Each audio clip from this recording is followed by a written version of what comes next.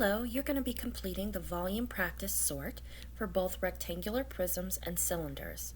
To do that, you're going to want a separate sheet of paper, a pencil, a calculator, and your notes that have the formulas to calculate both the volume of a cylinder and the volume of a rectangular prism. So first thing we need to do is read the directions, and it says drag or copy each answer into the correct box. You'll notice that there are 3 columns. This is very similar to the surface area practice sort that we had last week. The first column is the shape, and it's in purple. The second column is dimensions, and those are in green. And the third column is in volume, and it is in orange. So your goal is to move the information to the right of this table into the correct location on the table to the left. So for example, for the shape for the first row, we're looking for a shape that has the dimensions of 9 for length, 7 for width, and height of 13. So I'm going to find one of the purple shapes and match it and bring it over. If I look, I'm looking for one that has a length of 9. The only one I see that with a length of 9 is going to be this rectangular figure here. In order to move the shape, I can select it. If I click on it, you'll notice that it opens and highlights around the shape.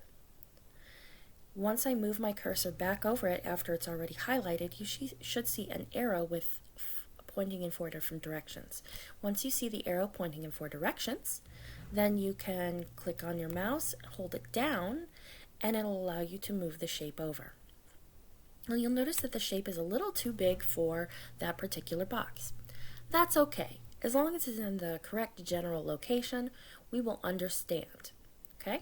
However, if you're interested in trying to reorder the shape, then while you're over here, before you try to drag it over, in the bottom left or right hand corner, you can click on the little square, and it'll allow you to resize it and make it smaller. So if I want to make it smaller first and then move it, I can do that as well. Okay?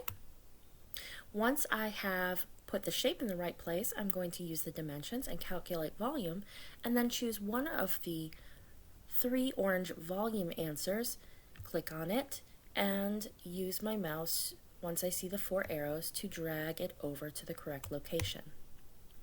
Sometimes you'll be given the shape and have to find the dimensions and the volume. Sometimes you'll be given the volume and you'll need to match the dimensions and the shape. If you have any questions about this or any of your other assignments for this week, please don't hesitate to email, or at the bottom of this assignment in private comments, write your question and we'll respond to you soon. Thanks, and have a great day.